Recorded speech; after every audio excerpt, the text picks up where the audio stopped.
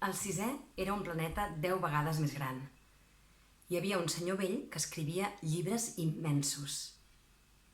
«Mira, aquí tenim un explorador!», va exclamar en veure el petit príncep. El petit príncep es va seure sobre la taula i va respirar una mica. Ja havia viatjat tant. «D'on vens?», li va dir el senyor vell. «Què és aquest llibre tan gros?», va dir el petit príncep. «Què hi feu aquí?». «Soc geògraf», va dir el senyor vell. «Què és un geògraf?». «És un savi que sap on són els mars, els rius, les ciutats, les muntanyes i els deserts». «Això sí que és interessant», va dir el petit príncep. «Això sí que és un ofici de veritat». I va aventar un cop d'ull al voltant seu, al planeta del geògraf. Encara no havia vist mai un planeta tan majestuós. «És molt bonic el vostre planeta. Que hi ha oceans?». «No ho puc saber», va dir el geògraf. «Ah».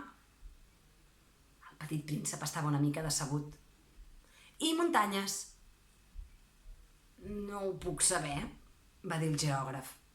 «I ciutats i rius i deserts?». «No ho puc saber, tampoc», va dir el geògraf. «Però sou geògraf». «És veritat», va dir el geògraf, «però no sóc explorador i no tinc ni un sol explorador». «No és pas el geògraf que ha de fer el recompte de les ciutats, dels rius, de les muntanyes, dels mars, dels oceans i dels deserts. El geògraf és massa important per dedicar-se a vagarejar. No abandona el seu despatx, però hi rep els exploradors. Els interroga i pren nota dels seus records. I si els records d'algun explorador li semblen interessants, fa fer una investigació sobre la moralitat de l'explorador». «Per què?». «Perquè un explorador que expliqués mentides provocaria catàstrofes als llibres de geografia. I un explorador que vagués, també». «Per què?». «Perquè els borratxos hi veuen doble. I aleshores el geògraf faria constar 2 muntanyes on només n'hi ha una». «Conec algú que seria un mal explorador», va dir el petit príncep. «És possible. Així, doncs, si la moralitat de l'explorador sembla bona, es fa una investigació sobre el descobriment que ha fet». «Es va a veure?». No, és massa complicat. Però s'exigeix a l'explorador que porti proves. Per exemple, si es tracta del descobriment d'una gran muntanya, se li exigeix que porti pedres grosses». Tot d'una, el geògraf es va emocionar. Però tu vens de lluny. Ets explorador.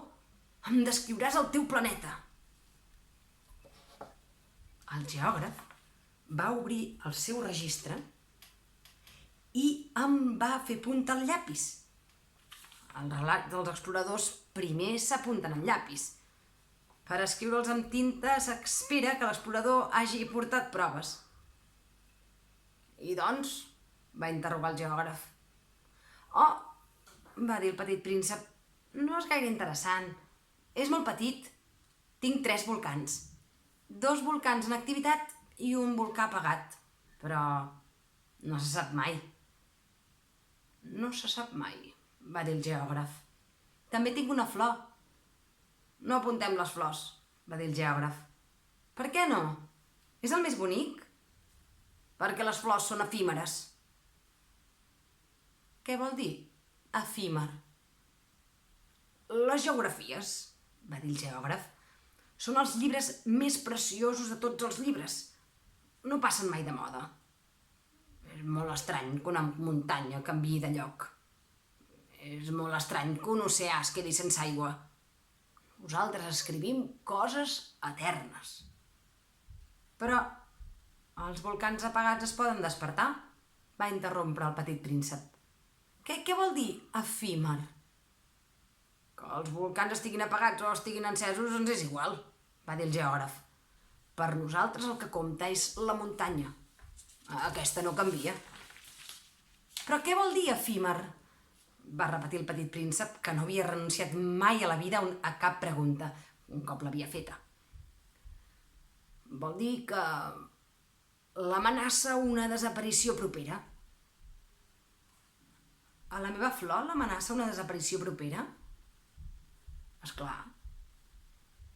La meva flor és efímera, es va dir el petit príncep. Només té 4 espines per defensar-se del món. I jo l'he deixada tota sola a casa. Aquest va ser el primer moment de recança que va tenir. Però es va tornar a animar. «Què m'aconselleu que vagi a visitar?», va preguntar. «El planeta Terra», li va respondre el geògraf. «Té bona reputació». I el petit príncep se'n va anar pensant en la seva flor. I fins aquí el capítol 15.